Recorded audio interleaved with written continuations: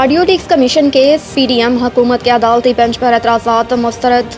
Chief justice Pakistan Umar Ata Bandial کی خوش دامن خواجہ طارق رحیم کی اہلیہ سابق چیف جسٹس ثاقب نثار کے بیٹے جسٹس مظاہر نقوی، عابد زبیری اور پرویز الہی کی مبینہ آڈیو لیکس پر حکومت نے ایک انکوائری کمیشن تشکیل دیا تھا۔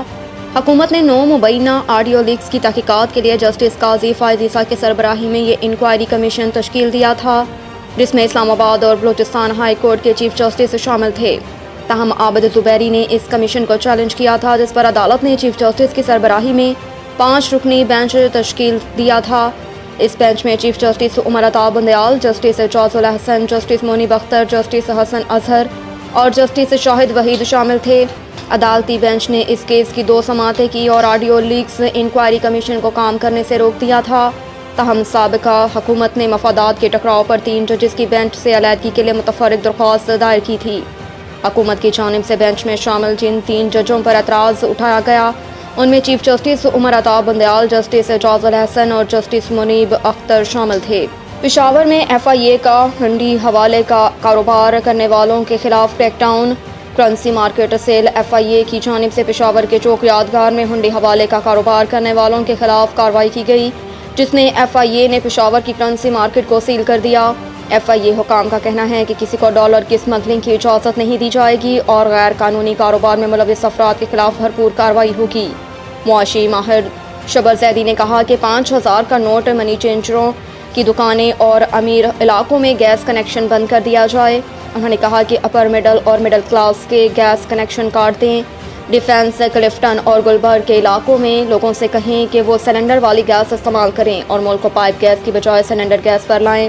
شبر زیدی کا کہنا تھا کہ ڈالر اس لیے نیچے آیا کیونکہ پشاور کا کرنسی ایکسچینج بازار بند ہو گیا۔ ایکسچینج کمپنیاں بند کر کے ذخیرہ کیے ہوئے ڈالر بیکار بنا دینے چاہیے۔ کوئٹہ میں چینی ذخیرہ اندوزوں کے خلاف کارروائی کے بعد قیمتوں میں کمی آنا شروع۔ کوئٹہ میں چینی ذخیرہ کرنے والوں کے خلاف کارروائی کے بعد چینی کی قیمت 220 روپے کلو سے کم ہو کر 190 روپے کلو فی ہو گئی۔ کمشنر کوئٹہ کا کہنا ہے کہ چینی کی ذخیرہ اندوزوں کے خلاف کارروائیاں جاری رہیں گی۔ اب تک جو چینی ضبط کی گئی ہے وہ جمعے کو سرکاری نرخ پر فروخت کی جائے گی۔ واضح رہے کہ گزشتہ ہفتے کوئٹہ میں غیر قانونی ذخیرہ اندوزی اور اسمگلنگ کے باعث چینی کی قیمتوں میں اضافہ ہو گیا تھا اور فی کلو قیمت 220 روپے تک جا پہنچی تھی، جبکہ چینی کی قیمتوں میں اضافے کے معاملے پر چمن کوئٹہ سے بھی آگے نکل گیا تھا، جہاں فی کلو چینی 230 روپے میں فروخت کی جا رہی تھی۔ افغانستان میں جدید ہتھیار دہشت گردوں کے ہاتھ لگ گئے، جن سے پاکستان پر حملے کیے جا رہے ہیں۔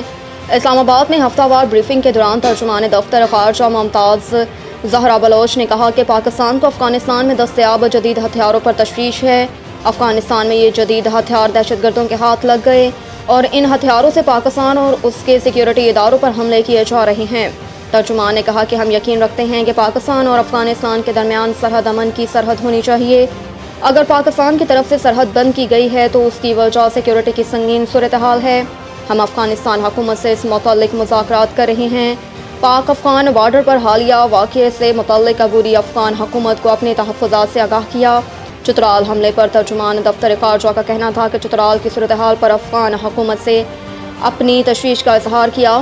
اس صورتحال پر ہوم ڈپارٹمنٹ اور متعلقہ ادارے تفصیل دے سکتے ہیں۔ واضح رہے کہ 6 ستمبر کی رات چترال کے علاقے کیلاش میں پاک افغان سرحد پر دہشت گردوں کی جانب سے 2 فوجی چوکیوں پر حملہ کیا گیا، جس میں پاک فوج کے 4 بہادر جوان شہید ہو گئے۔